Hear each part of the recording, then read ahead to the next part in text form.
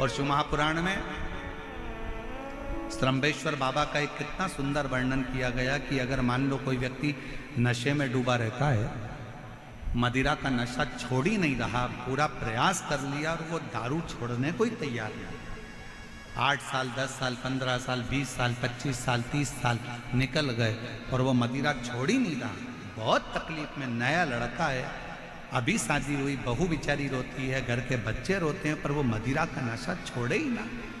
तो श्रम्भेश्वर महादेव का स्मरण करें। बेलपत्री के 5 पत्ते, शमी के 3 पत्ते। बेलपत्री के कितने पत्ते? 5। शमी के कितने पत्ते? 3। बेलपत्र के 5 पत्ते, शमी के 3 पत्र और काली मिर्च 5।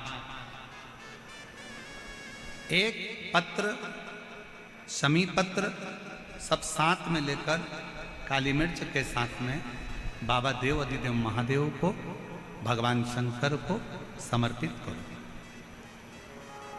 श्रम्भेश्वर महादेव का नाम लीजिए, जम के बोलो, कौन सा महादेव? श्रम्भेश्वर महादेव। आपने कथा में सुना होगा कि शरम्भ पक्षी का रूप मेरे शंकर भगवान ने लिया था।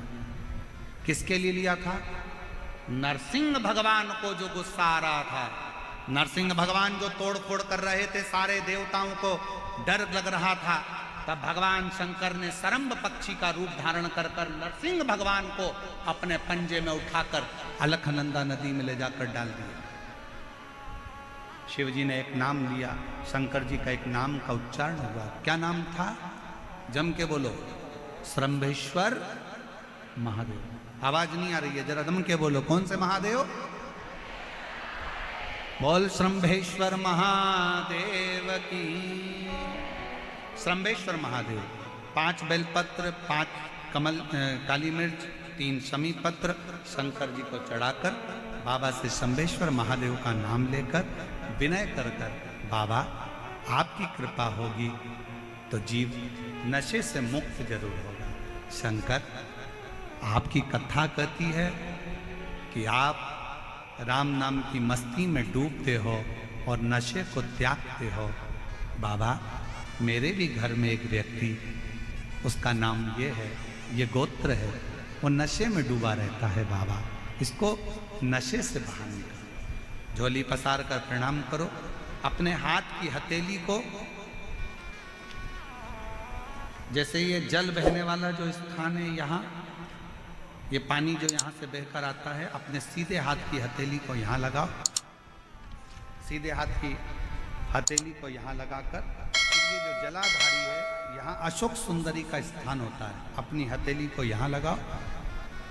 कार्तिकेय गणेश जी का जो स्थान जलाधारी पर होता है, वहाँ हथेली को लगाकर बाबा के शिवलिंग का स्पर्श कर कर जो चढ़ाई हुई सामग्री है उसको वापस उठा लो और लेकर आ जाओ। शमी पत्र मदिरा पीने वाले व्यक्ति के कक्ष में रख दो, और एक बेलपत्र और एक काली मिर्च जो मदिरा के नशे में लगा रहता है, सुबह के टाइम पर बेलपत्र, शाम के समय पर काली मिर्च, किसी भी तरह से उसको खाने में देना प्रारंभ करिए।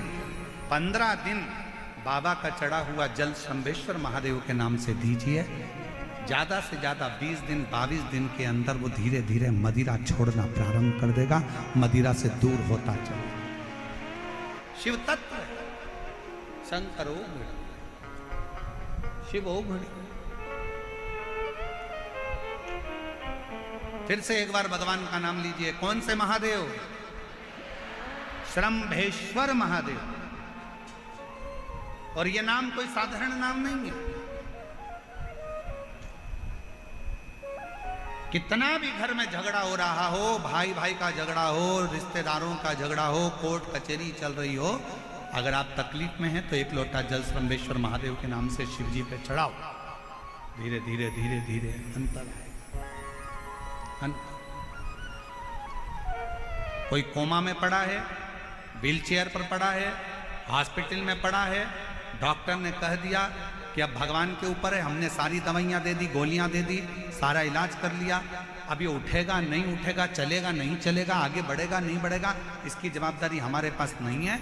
उस समय पर केवल ध्यान देना, अशोक सुंदरी, गणेश जी, कार्तिकेय वाले स्थान पर एक एक चावल का दाना 3 रखो।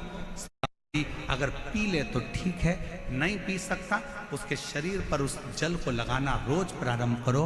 धीरे धीरे वो कोमा से भी बाहर निकलेगा, शरीर भी चलेगा और वो आगे बढ़ना प्रारंभ करेगा। श्रंभेश्वर महादेव के नाम मात्र में इतना बल होता है कि श्रंभेश्वर महादेव की यहां तक शिवपुराण कहती है कि जब जब श्रंभेश्वर महादेव की कथा आए और दिल से अगर आपने सुना है तो व्यक्ति रोग से, दुख से निवारण होता ही है। वो श्रंभेश्वर महादेव